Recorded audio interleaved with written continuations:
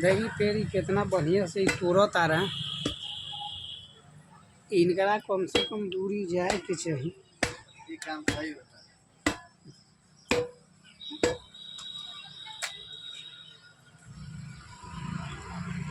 देखी बार बार इनकर ये आदत हो गई बा। आवत आ रहे हैं पेड़ झाड़ के लेके चल जाता है। इनका दोतवन कहीं और नहीं खे मिलत।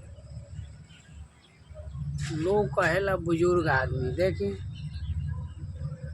यहाँ छाँ बा। गर्मी के दिन में सब लोग ये जे बैठेला सुतेला आराम करेला। देखी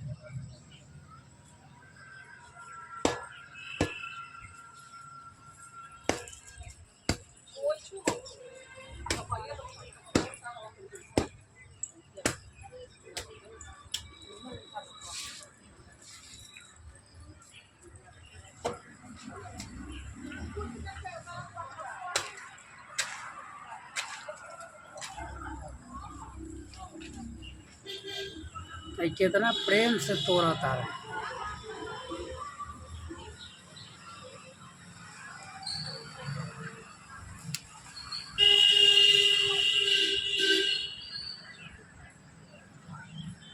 देखी सारा नीचे के जितना डाढ़ी रही झाड़ के काट के लगी बना के ले आई हैं सब ही तोड़ तार के फेंक दी आ लेके चली हैं। ये नहीं के समझ में आवत कि हमार छाँ बा गर्मी के दिन में बा लोग बैठेला उठेला।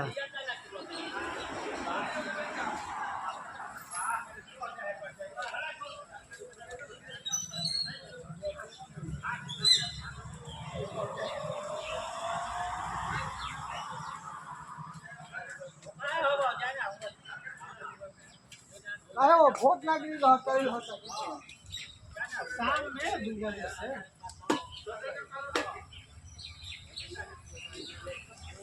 देखी लोग माना करता तब वो ही नहीं खन मानत। ये लोग समझदार आदमी बा। ये लोग विवेकशील आदमी बा ज्ञानी आदमी बा। जे पेड़ लगैले बा कितना मेहनत से लगैले बा कितना सेव के लगैले बा एकरा के कितना पानी पटैले होई।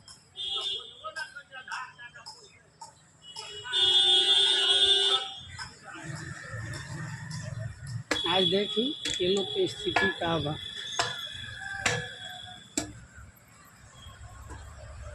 देखो तानी लोग नु सब लोग देखी का ये अच्छा होता तो वो लोग कमेंट बॉक्स में जरूर बताएं कि पेड़ केहू लगैले बा केहू काट के तोड़ देता ये अच्छा बा या कि नहीं।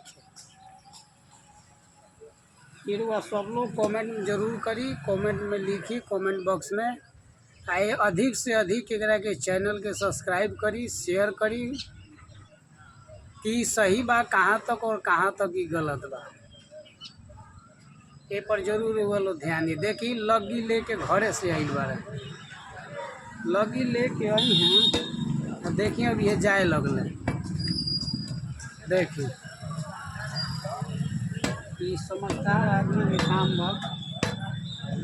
ये लोग ज्ञानी आदमी है।